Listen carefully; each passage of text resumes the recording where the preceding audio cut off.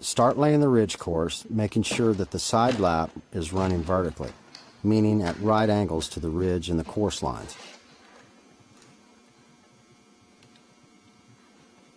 And fasten it to the ridge board.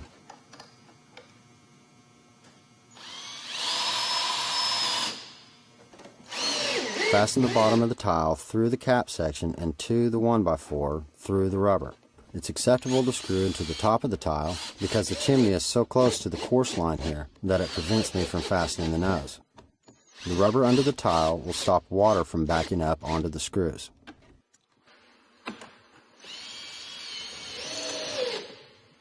When we cut the back flange off of these top course panels, they deform slightly. In order to align it properly, you need to fasten the right side at the bottom and the top, and then bow the center of the tile up so that the left side will align. And then fasten it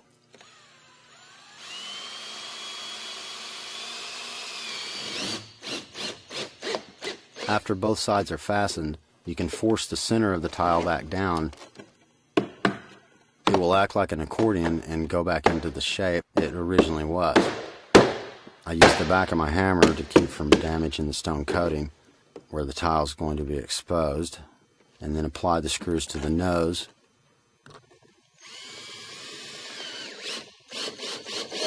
And also to the 2x2 at the ridge board. Now flatten the excess of the cut over the 2x2 at the ridge to keep from interfering with the ridge cap.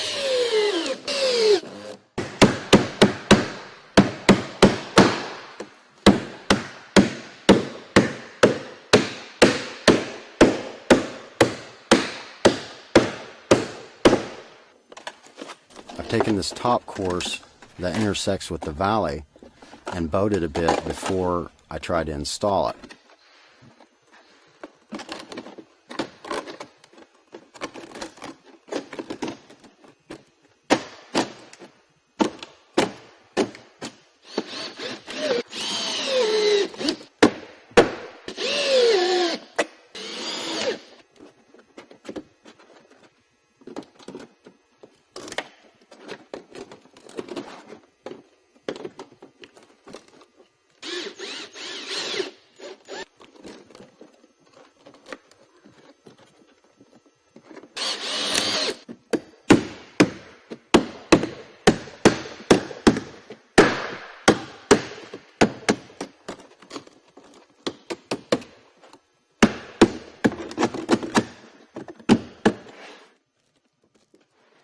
Okay, here's a little spot where I put a dent in the cap section when I was installing the valley cuts.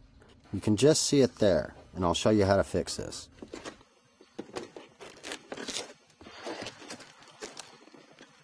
I need to remove the fasteners from the nose and lift up the front of the tile and pop out the dent.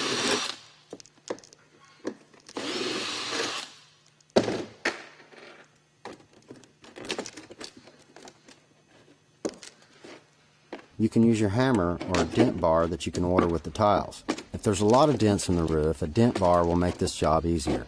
If you take care to step only in the pan sections of the tile, there'll be fewer dents to repair.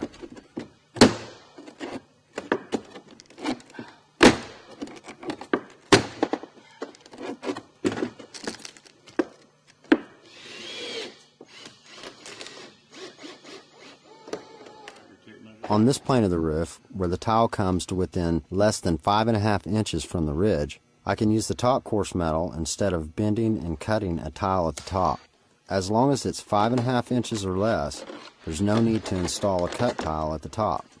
Just place the top course metal and trim it to fit using your snips and hand benders.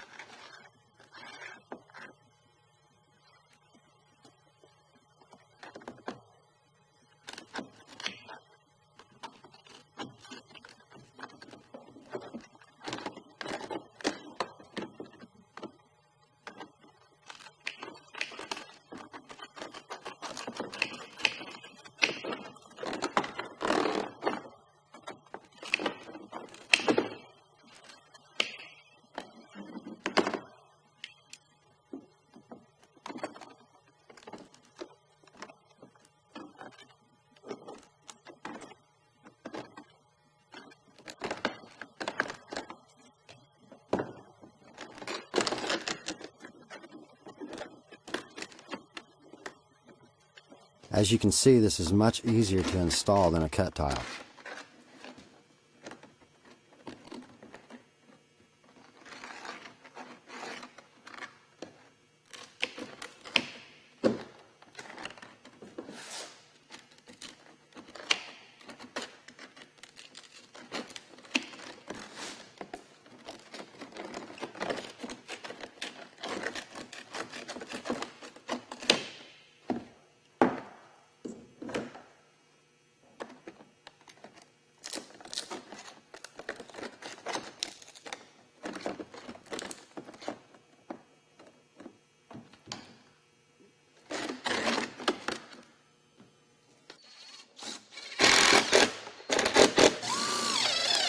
Place the fasteners in the same location as the tiles in every cap section.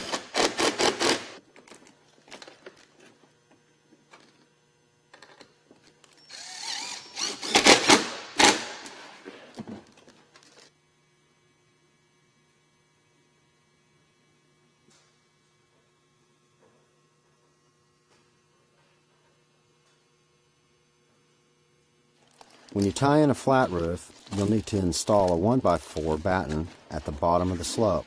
If possible, install the flat roof material up and over the 1x4 so that the water can't wash back under the 1x4 and get to the fasteners. This is a common place for a leak.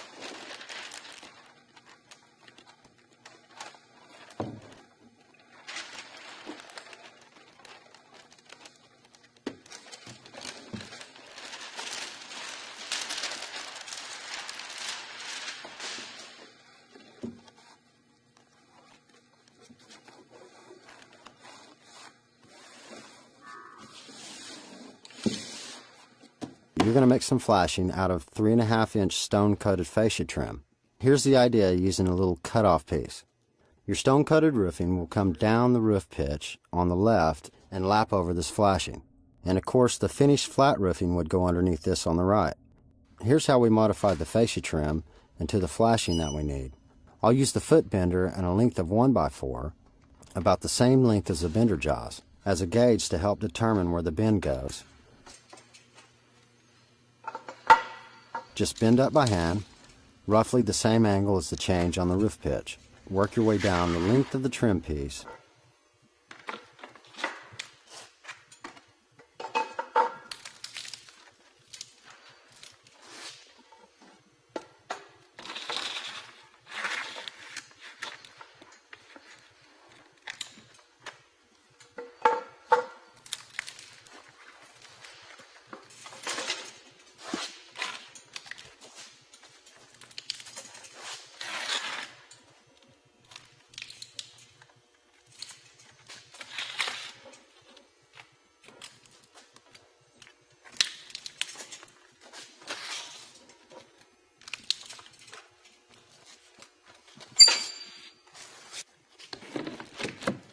This trim gets nailed into the top side of the 1x4 and does not get fastened into the flat section of the roof.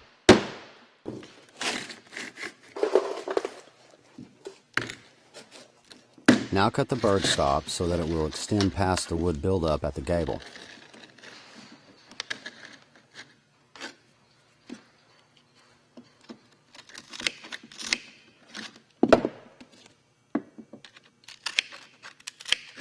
I'm notching it around the 2x2 here. Bird stock keeps a lot more than just birds out from under the tiles. It also limits insects and wind-driven water. The bird stop's locator lip goes over the fascia metal, and you fasten it down with 2.5-inch screws behind each cap section.